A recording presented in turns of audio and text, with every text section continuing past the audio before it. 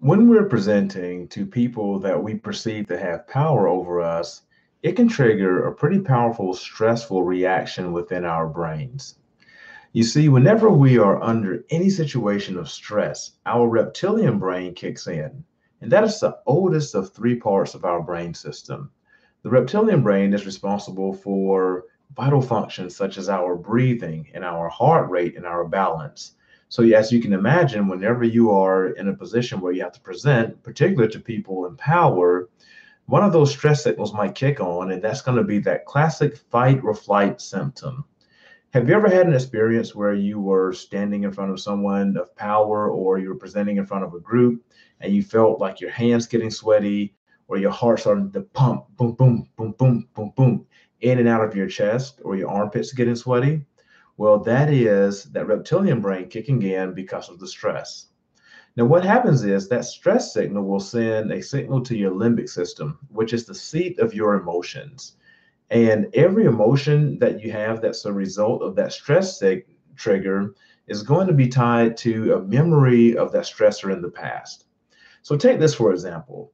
I've been presenting for a pretty long time, and we're just going to pretend that today I happen to be presenting in front of my CEO and her direct reports. Now, everything's going well.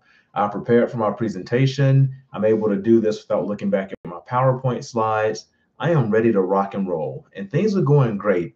But in the middle of that presentation, out of nowhere, my laptop dies. I realized that I didn't have my charger plugged all the way in, and so the battery on my laptop dies halfway through the presentation. Now, I want you to hop into the Wayback Machine with me because when that laptop dies, in my mind, I go back to a point in time 8 years ago where I was presenting at a conference and I'm in a room full of about 200, 250 people. And then in the middle of my presentation, Windows XP decides to do those dreaded Windows updates. And as you can imagine, what happens? The screen goes blue as Windows XP does its thing. I'm mortified, and more importantly, I can't remember what I'm supposed to say. And now, fast forward back to the present. I'm standing there in front of my CEO and her direct reports. My PowerPoint is no longer working. The screen behind me is blank.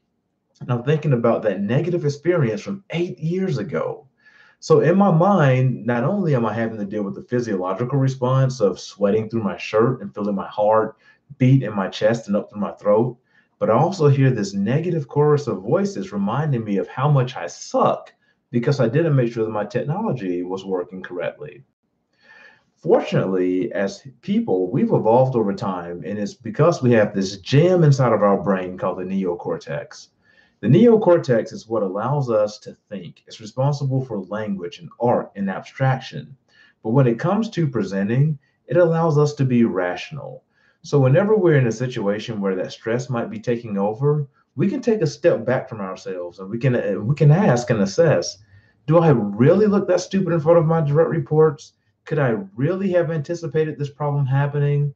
And more importantly, what can I do right here, right now, in this moment to salvage this presentation so that everyone gets value out of it?